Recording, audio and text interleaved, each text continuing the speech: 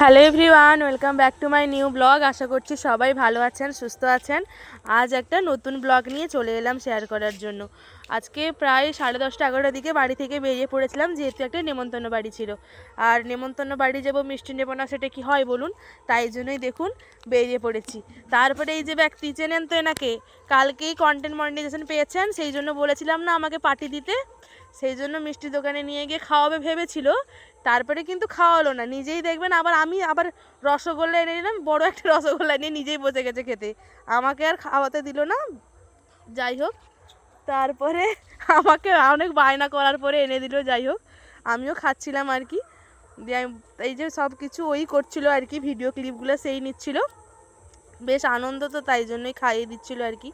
তারপরে দোকান থেকে বেরিয়ে যা যা নেওয়ার ছিল সব কিছু নিয়ে বসে পড়েছিলাম, একদম বাইক করে যাচ্ছিলাম যেহেতু, চলে আসছিলাম। আর রাস্তাতে আস্তে আস্তে এত সুন্দর পরিবেশ, মানে বেশ ভালো লাগছিল আর কি।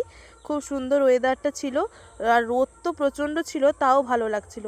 তারপরে পৌঁছে গেছিলাম নেমন্তন্ন বাড়ি। আজকের নেমন্তন্নটা ছিল আমার ভাগনার জন্মদিন আর কি, তাই জন্য ননদের বাড়ি গেছিলাম। আর আজকাল বাচ্চা দেখতেই পাচ্ছেন, ছোট্ট পুটকি একটা, কিন্তু ফোন ছাড়ছে না, সবাই ফোনকে বেশ ভালোবাসে। আর এদিকে আমি খাওয়া দাওয়া যখন ভাগনাকে দেওয়া হচ্ছিল, তখন আর কি ওই খাওয়া দাওয়াগুলো আমি একটু গুছিয়ে নিচ্ছিলাম আর কি, যাতে ভালো লাগে, সুন্দর করে সাজিয়েছিলাম আর কি। এখানটায় ভাগনা বসছিলেন খেতে, সবাই খাওয়া দাওয়া করছিলাম আর কি, তাই জন্য সেরকম কোনো ক্লিপিং নেওয়া হয়নি। আর এদিকে এত খাওয়া দাওয়া দেখে ভাগনা পুরো অবাক হয়ে গেছিল, কোনটা খাবে কি না খাবে কিছু বুঝতে পারছিল না, আর খুব লজ্জা পাচ্ছিল। তারপরে এই যে ননদ দিদি বসে গেছিলেন আর কি তাকে খাওয়াতে, যেহেতু তার আজকে জন্মদিন, তাই জন্য একটু খাইয়ে দিচ্ছিলেন। এখানটায় সে তার বসে আছে, ভাবছে কোনটা খাবে আর কোনটা খাবে না। আর এদিকে কত আমাদের বসছে, দেখছে কি করা যায়। তারপরেই সবাই রিকোয়েস্ট করলো আমাকে একটু খাইয়ে দেওয়ার জন্য, তাই জন্যই আমি বসে গেছিলাম খাওয়াতে।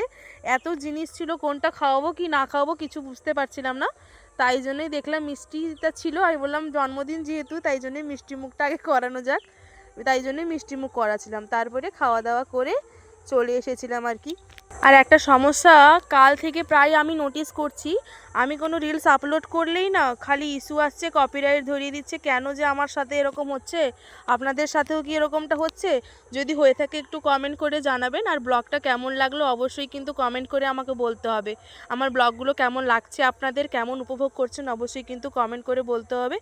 আর মানে ওই ননদের বাড়ির দিকে দেখতেই পাচ্ছেন শুধু মাঠ আর মাঠ, আর প্রচণ্ড ধান হয়েছে আর কি। এখন ধানগুলো প্রায় পেকে গেছে, ধানগুলো বেশ পাকা পাকা ধান, সোনালি সোনালি ধান, দেখতে কিন্তু খুব ভালো লাগছিল। আর আসার সময় না এত সুন্দর এই সূর্যমুখী গাছগুলো হয়েছিল, দেখেই দাঁড়িয়ে পড়েছিলাম ভিডিও নিতে।